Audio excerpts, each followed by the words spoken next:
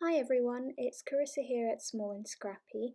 Today I'm here to share with you one of my design team projects for Paper Passion Posh, which is a mini book. It's not something I've ever shown on my channel before, and I don't make loads of mini books, but I love them and I want to make more. So the idea I had for the construction was completely pinched from Heidi Swapp. I will link her video below, just to show you another video of how this can be made. But essentially, I've started with some chipboard or just cardboard covers. In this case, they're just bits of boxes that various scrappy goodies have come in. And I'm just going through a couple of paper pads, 6x8 paper pads, and selecting the papers I would like to use. Most of what I end up using in this mini album is Vicky Bouton, and most of that is Wildflower and Honey, but there is a mix of her collections in there as well as a bit of Cocoa Vanilla.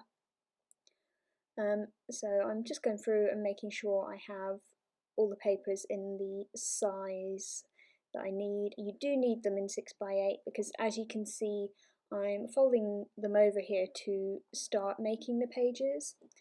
And you'll see in a minute I go on to start sticking them together, so you only see one side of the paper. So I'm just cutting this 12x12, or what's left of the 12x12 sheet, down as well. All the photos I'm going to be using in the mini album are from a trip I took to Greece when I was in college, so about 9 years ago, and I've never documented it in full because I wasn't scrapbooking at that time, and I have enough trouble keeping up with my current scrapbooking, so I've just never got around to documenting this trip. But I thought a mini album was a good way to do it because there's lots of photos. They're not all very good because I wasn't as good with cameras back then. Camera phones weren't as good, and there's just a lot of photos that aren't fantastic quality, but I still want to document the moments. So doing it in the smaller format is a great way to do it, I think.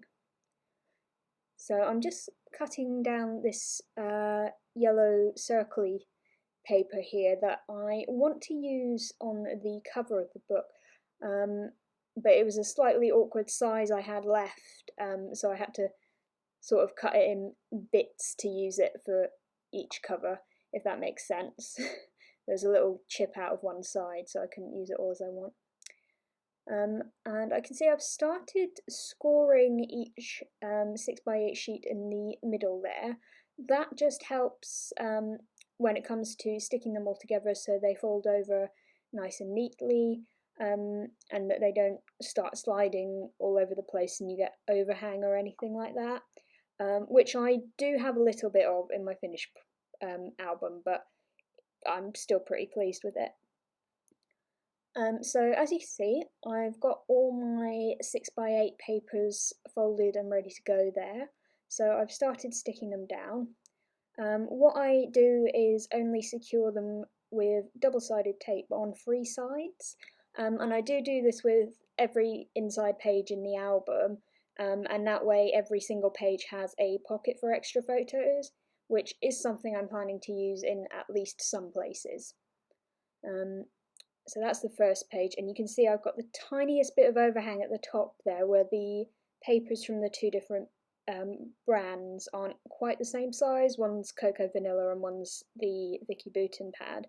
But that's fine. I trim off the worst of those before I stick on the cover, I think. And then you just keep going like that until you've stuck all the pages together. I did take some time before sitting down and doing this to work out what order I wanted the papers to go in, depending on what photos were going to go on each page according to the order of the trip. And I've come back, and I think the album's all stuck together now. so I'm working on the cover. As I said, I'm just using little bits of cardboard from some letterbox packages that I've had at Crafty Orders in. They're always worth keeping if you're going to be making any sort of project like mini books. They make good sturdy covers, and you can obviously trim them down to whatever size you need. Whether they're that great for the trimmers is probably a different question. I probably should have got my craft knife out, which is actually a full-on Stanley knife, but it does the job. I do have to trim a few little extra bits off with my scissors, but I eventually get it to the right size. And obviously you want each cover sheet of card to be 6x4 to go with the half of the 6x8 that you've the 6x8 sheets that you folded in half. And you don't want a pocket on the front cover, of course, so you just stick it down with as much tape as you want. And you can see I'm building up quite a pile of tape backing there. I do have an ATG gun. It ran out of tape a long time ago, and I think it's slightly broken. And I keep bulk buying tape on Black Friday and not needing the gun, so yeah. Oh well. And moving on to the back cover there again, exactly the same as the front, just trim it down to 6x4 as neatly as you can, and stick it on the back with double-sided tape. You'll have seen I did use a little bit of extra wet glue on the front one there, just to give it that bit of extra security. It's probably not needed, but it doesn't hurt, I don't think. And the brand I used was Tombow, if anyone's wondering.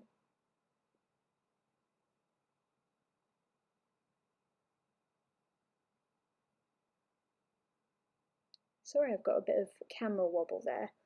I have one of the gooseneck tripods, the bendy ones that like clip onto your desk, and occasionally I just elbow it slightly or move the desk and it wobbles. So I'm working on that.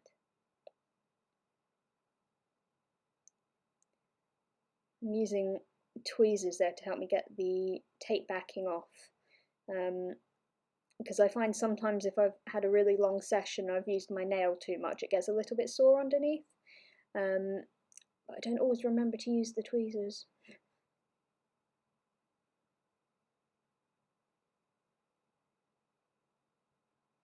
So yeah, that looks like it's my album all stuck together. Again, I'm just trimming off a few little bits of excess that I can see now it's all in one piece. And it's not perfect, but it's the first time I've tried making any sort of album in this way, so I'm pleased with it. I think I found an extra bit of that yellow paper, so I'm just trimming that down now to stick on the front cover.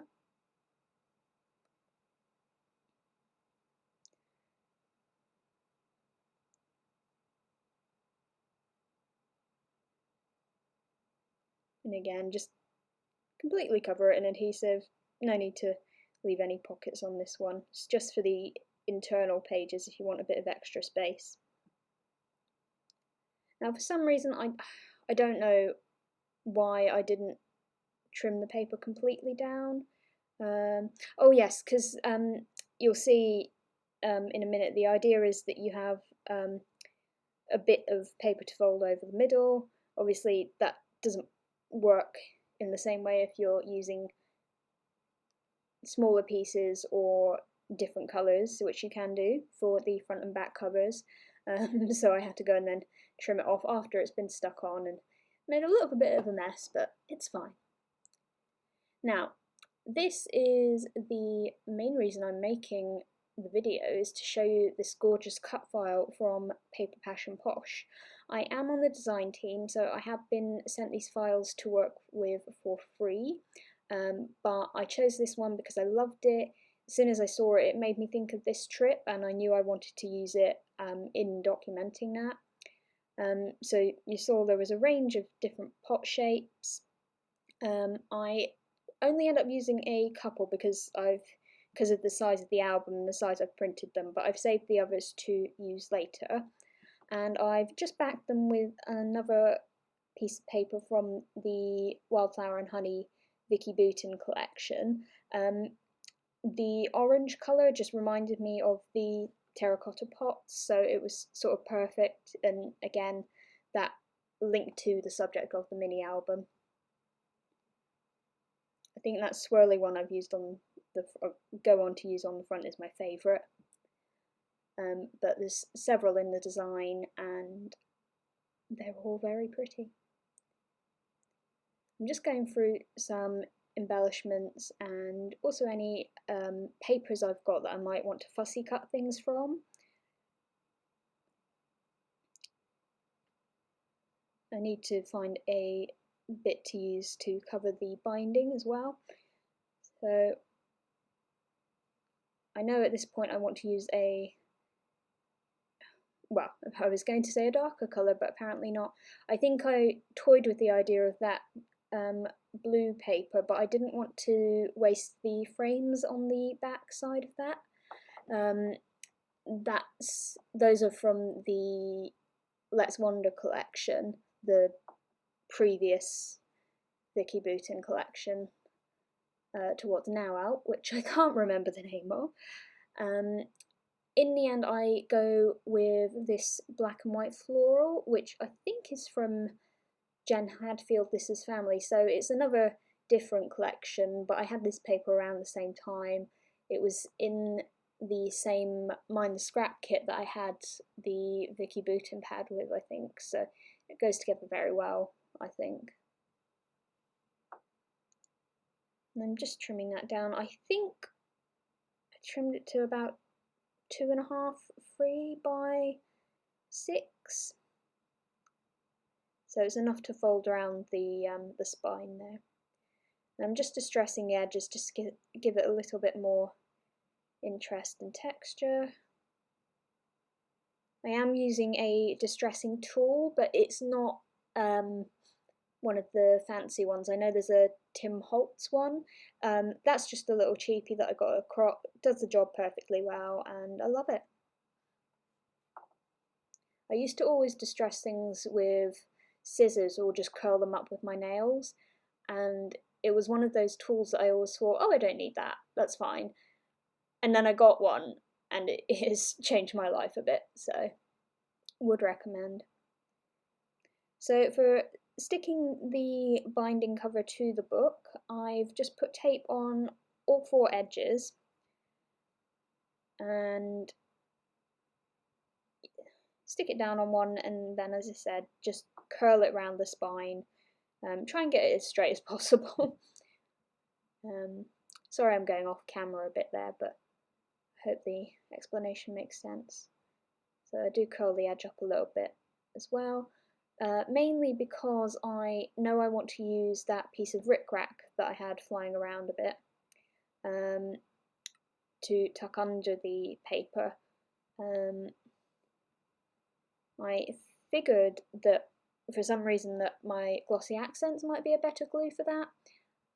Not sure why, but it was stuck anyway, so I gave up and went back to the Tombow. And there we go, that rickrack's just stuck nicely under the flap there, and I go back to the pot. I have to trim off a tiny bit of the shelf. Obviously I've already cut them up a wee bit just to make them into the individual pots, but I'm quite happy with where I've got that there, and I'm just making sure the little bits are stuck down. So I thought I might use those 2 on the back, but in the end I go for the little one. As I said, I have kept all the pots that I've got left from the file, and I will be trying to use them throughout the album as well, which I will be sharing more of in stages as I finish it. I haven't done any work on the inside just yet. This is just the cover, but I will film more videos as I go through, and hopefully a flip through at the end. So for the title, I am using the thickers from the Let's Wander collection. Again, I've mixed all the Vicky Bouton collections and others in this project, but certainly the Vicky Bouton ones, they all go together really well, so I don't have any issues with that. I mix collections in most of my projects, so it's not strange territory for me. And unfortunately, my camera does die in a second, so you don't quite see the end of me finishing this cover. But essentially, I just go through and pick a few embellishments. Most of those die cuts end up being too big, so I do end up using stickers. I'll put a few photos of the finished cover in at the end, and thank you for watching. Bye!